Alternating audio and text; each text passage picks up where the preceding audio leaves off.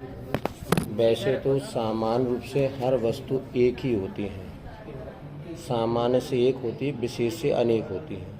अभी यहाँ पे कुछ यहाँ पर अपन एक क्या होती है बता दें। ओम एक है, अर्थात ओम एक ऐसा शब्द है जिसमें पांचों परमिष्टि गर्भित हैं। तो पांच परमिष्टि कौन से होते हैं? अरिहंत, सिद्ध, आचार, उपाध्याय, साधु। अरिहंत परमिष्टि का और सिद्ध को भगवान को अशरीरी भी कहते हैं। अशरीरी माने शरीर रहित, तो सिद्ध भगवान शरीर रहित होते हैं। अरिहंत का अ प्लस अशरीरी का अ मिला ली तो क्या क्या बड़ा आ बनेगा। उसके बाद तीसरे परमिष्टि कौन से? आचार्य। आचार्य का आ तो बड़ा आ में बड़ा मिलेगा तो आ ही बनेगा। फिर उपाध्याय का ऊ, और उसमें उपाध्याय का ऊ जोड़ा तो आ और ऊ क्या बन गया? ओ। और साधु को कहते हैं मुनि, तो मुनि का म, तो तीनों को जोड़िए ओम बनता है। तो ओम जो एक बीजाक्षर, इसमें पांचों परमिष्टि गर्भित होते हैं। और ये ओम मात्र जैन दर्शन ने विश्व के सारे दर्शनों को स्वीकारा। ओम में सारी की सारी ब्रह्मांड की शक्तियाँ समाहित होती हैं। ओम तीन लोक का भी प्रतीक है, जैसे अधोलोक का अ, ऊर्ध्वलोक का ऊ और मर्दलोक का म, तीनों को जोड़ते हैं क्या बन जाता है? ओम। तो ओम एक होता है। हाँ बात कर रहे हैं। लेकिन महाराज जी हम सोच रहे अभी हाल पहले पूछ लें उनसे, वो दूसरा रहेगा तो बाद में दिक्कत नहीं आएगी। हाँ आप चर्चा कर लो उनको, फिर बताना तो वैसा अपन प्लानिंग अभी हम बनाएंगे। बता देते हैं। हाँ मैंने जब भी बात करी तो उन्होंने कहा था ठीक स्टेशन ठीक, हेडक्वार्टर में बोलना आप पड़ता कुछ है, नहीं गेट पे कहोगे जाके। उनकी वो बात। भैया सुबह 9 बजे ठीक ठीक, फिर जैसा हो बताना फिर। चलिए, ओम के बाद क्या हो गया? आत्मा। आत्मा एक होती है। आत्मा क्या? एक पावर है, एक एनर्जी है, जिसकी वजह से हमारी बॉडी सारा मूवमेंट करती है। कोई भी जीव जो होता है एक बॉडी रूप होता है, बॉडी के भीतर एक एनर्जी होती है। वो एनर्जी एक आत्मा, चेतन शक्ति, जो कि तो वो आत्मा सब में एक ही जैसी है। चाहे पेड़ पौधे हों, चाहे हम हों, चाहे देव हों, चाहे नारकी मनुष्य हों, लेकिन हमारी बॉडी अलग अलग दिख रही है, लेकिन इसके भीतर की जो आत्मा वो एक जैसी है। जैसे मान लीजिए एक दीपक है, मिट्टी का है, एक चांदी का है और एक आपको सोने का है। तीनों दीपक, और एक बड़ा है एक छोटा है। ये पांच दीपक बाहर से अलग अलग दिख रहे हैं, लेकिन जब इसको अपन जलाएंगे तो इसमें जो ज्योति निकलेगी वो पांचों में एक ही रहेगी। इसी प्रकार हम दुनिया में नाना जीव हैं, किंतु सबके भीतर एक आत्मा एक है, जो कि एनर्जी रूप है। हाँ, वैष्णव दर्शन में क्या कहते हैं? सब में एक आत्मा है, वो भिन्न एक ही आत्मा सब में भिन्न। हमारे ऐसा नहीं है, सबकी अलग अलग आत्मा है, लेकिन आत्मा की जो क्वालिटी है वो सबकी एक है, सेम। लेकिन हम एक ही आत्मा, एको ब्रह्मा द्वितीयो नास्ति। वैष्णव दर्शन में क्या कहते हैं? एक ही ब्रह्म है, हम सब उसके अंश हैं, पार्ट हैं। लेकिन जैन दर्शन कहता है हम ब्रह्मा के पार्ट नहीं, हम स्वयं ब्रह्ममय हैं। हमारे पास भी वही शक्ति जो परमात्मा के पास शक्ति है। तो जैन दर्शन और वैष्णव दर्शन में भिन्नता क्या होगी? हम परमात्मा के अंश नहीं, किंतु हम परमात्मा ही हैं, परिपूर्ण परमात्मा है। लेकिन अभी हम परमात्मा नहीं बने हैं, लेकिन आगे बन सकते थे, हम विकारी भावों को अलग कर दें। तो लेकिन वैष्णव दर्शन में कहता है तुम ब्रह्मा के अंश हो, धरती में जाओ, साधना करो, वापस हम तुम्हें ब्रह्मा में मिला लेंगे। लेकिन जैन दर्शन कहता है तुम में वो शक्ति है, तुम भी परमात्मा बन सकते हो, बशर्ते विकारी भावों को छोड़ दो। हम में सब में एक ही आत्मा है। कहने के सिद्ध भगवान की में वही आत्मा है जो आपके पास आत्मा है। कि हमारी आत्मा कर्मों से सहित है, उनकी आत्मा कर्मों से रहित, इसलिए वो परमात्मा और हम संसारी आत्मा है। क्लियर हुआ? आगे अनेकांत और शादवाद। अनेकांत जैन दर्शन की रीढ़ है। अनेकांत माने क्या होता है? वस्तु में अनेक अंत माने धर्म पाए जाते हैं। जैसे हमारे हाथ में पेन है, लंबा भी है, गोल भी है, सफ़ेद भी और लाल भी है। ये इसके धर्म हो गए, क्वालिटी हो गई, इसमें मतलब इसके भेद हो गए। तो ये अनेकांत है वस्तु का स्वरूप। अनेकांत क्या है? वस्तु का स्वरूप। और इसको किसी अपेक्षा से कहने की पद्धति का नाम है शादवाद। हमने का रंग की अपेक्षा ये पेन तो सफ़ेद है, किंतु स्याही की अपेक्षा लाल है।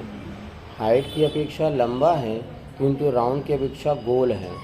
और ये पेन पुस्तक की अपेक्षा छोटा है। इसको कहते हैं शादवाद। जैन दर्शन की रीढ़ अनेकांत और शादवाद।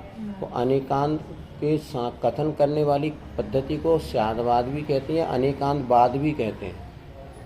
हम कभी संघर्ष, इसको शॉर्ट में कहा जाए तो संघर्ष हमारे यहाँ नहीं है, क्यों? वस्तु का स्वरूप ही ऐसे। कोई कैसा, आप एकांत से बताओ पेन कैसा है, हम आपको पूछे आप कौन हैं, आप कौन हैं? बहन हैं कि बेटी हैं कि मौसी हैं कि बुआ हैं?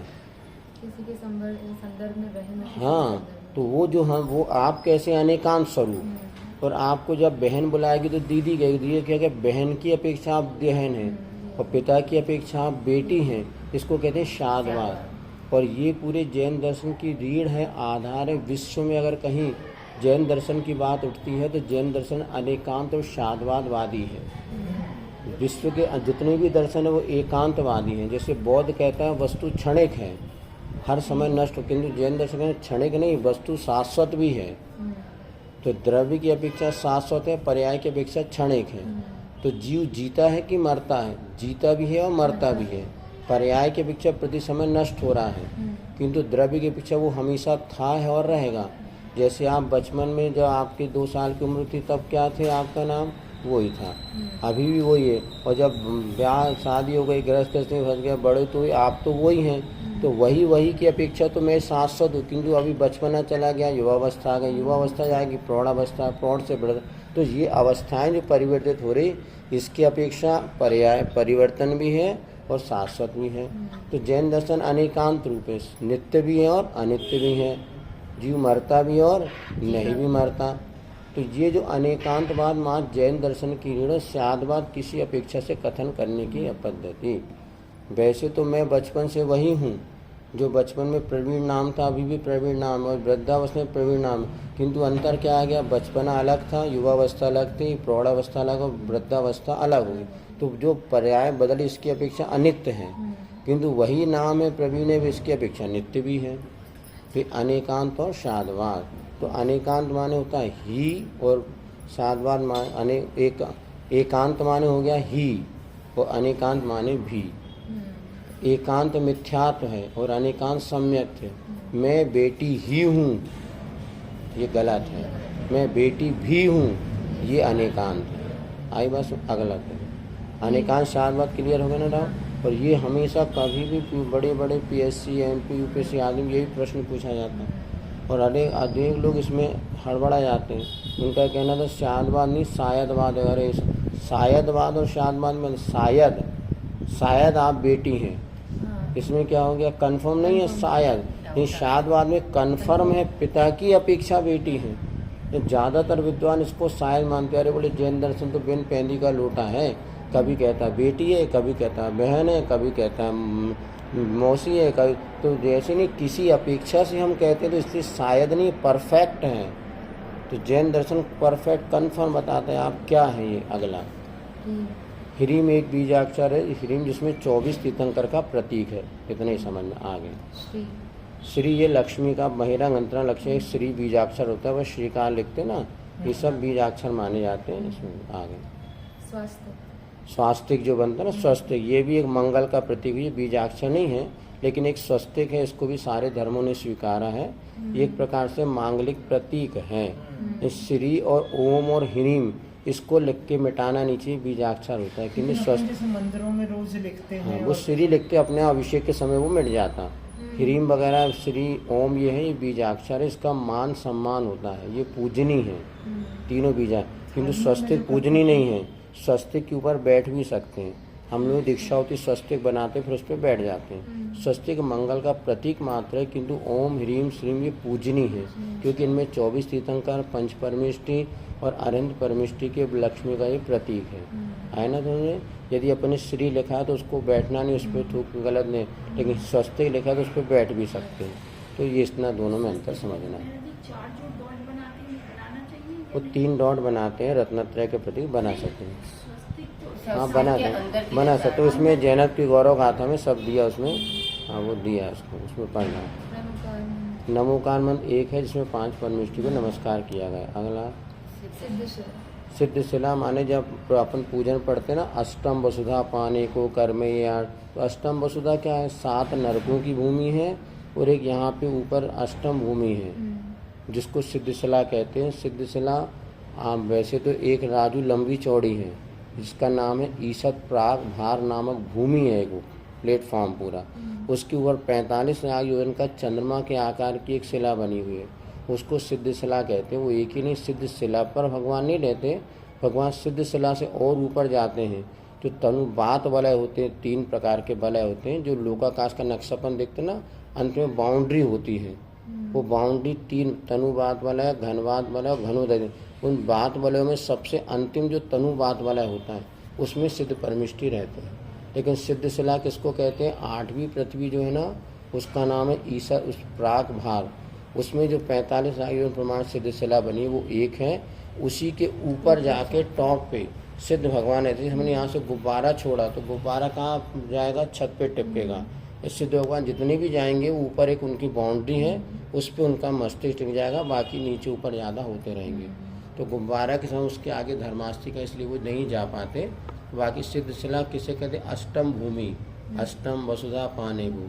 तो 7 पृथ्वी नरक की होती है और 8वीं पृथ्वी सिद्ध शिला है, जिसपे हमें पहुंचना, ऐसा कहते हैं। सही है, मतलब है 8वीं पृथ्वी है, लेकिन हमें 8वीं पृथ्वी भगवान बैठते नहीं हैं, भगवान टॉप पे रहते हैं। जैसे ये मान ली तखत हो गया, ये 8वीं पृथ्वी है, तो इसके ऊपर ही जितने सिद्ध जाएंगे वहाँ जाके टिक जाएंगे। कहने में आता अष्टम प्रतिभा का नाम है सिद्ध शिला, अष्टम भूमि का नाम। मुक्ति के लिए सहनन। अब मोक्ष जाना चाहते हैं, हमें शक्ति चाहिए, सहनन, बॉडी की शक्ति या हड्डियों की जोड़ों की शक्ति, इसको सहनन कहते हैं। एकमात्र वज्र श्रम नाराज सहनन जिसके पास होता है वही मोक्ष जाता है। तो मुक्ति के लिए सहनन एक ही है, वज्र ऋषभ नाराज सहनन। आज कोई मोक्ष क्यों नहीं जा सकता? क्योंकि ये सहनन नहीं है। सहनन माने हड्डियों का बंधन विशेष, कैपेसिटी। जैसे आज अपन देखते हैं अपने 100 साल पहले जो दादाजी, उनकी हड्डी इतनी मजबूत थी, या तलवार चलाते कुछ अपन तलवार उठाए ले तो नस खिसक जाए। तो महाराणा प्रताप आदि तलवार चलाते थे, उनकी तलवार आप देख लो, अपन उठाए ले 2 हाथ से और नसी खिसक जाए। तो उनकी सहनन मजबूत था। आदिनाथ भगवान को 6 महीने उपवास किए, बाहुलेवा ने 1 वर्ष किया। उनका सहनन इतना मजबूत है कि सब कुछ सहन कर लेते थे, तो भी उनको तबीयत खराब नहीं होती थी। अपन 2 दिन ना खाए तो बीमार बन जाए, वो 1 साल से नहीं खा तो बीमार नहीं होते सब। ऐसा इसको कहते हैं सेना। तो मोक्ष जाना हो तो एक ही सेनन है, वज्र श्रम नाराज सेनन।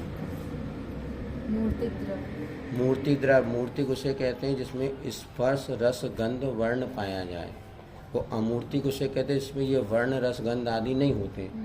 तो जैसे आत्मा अमूर्तिक है, आत्मा में चारों चीज़ें नहीं होती, ओनली फॉर एनर्जी करंट है वो।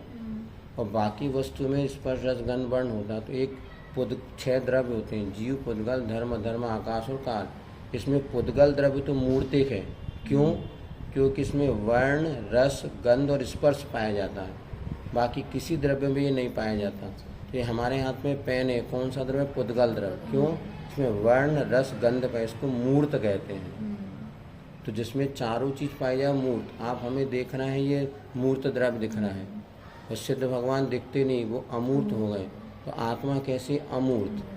आत्मा दिखती नहीं है, आत्मा की फीलिंग्स होती है, सोल की फीलिंग्स होती है। सोल को कोई देखना चाहे तो कोई नहीं, क्यों? है नहीं उसका रूप। जैसे आपके मान लो बिजली है, करंट देखने में आती है क्या?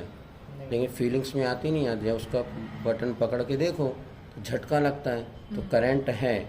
और वैसे वायर में कटिंग दिख रहा है कि आपको नहीं दिख रहा, लेकिन आपने वो क्या लगाया था ना, टेस्टर लगाया, तुरंत बल्ब जल गया, तो करंट है। ऐसी आत्मा है या नहीं है? तो जैसे एक व्यक्ति मर गया और एक व्यक्ति जिंदा है, दोनों को अपन देखते उसमें क्या डिफरेंट है, क्या अंतर? इसमें से आत्मा निकल गई, इसमें आत्मा नहीं है। तो जिसमें आत्मा निकल गई और जिसमें आत्मा है तो बोल रहा है, और आत्मा निकल गई तो सब एक्टिविटी समाप्त हो गई। तो असली कौन था? करंट कि बल्ब। महत्व किसका है? बल्ब का कि करंट का?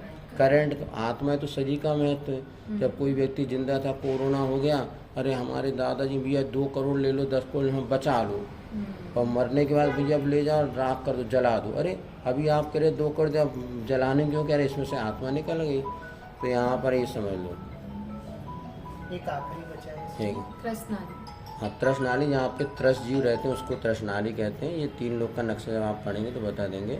तो ये त्रस जीव ही इसमें मात रहते हैं, जिसको त्रसनाली। इसको ये जैसे मूर्ति तो समझ में आ गया कि हर द्रव्य को उसमें परिभाषित कर दिया अपन ने।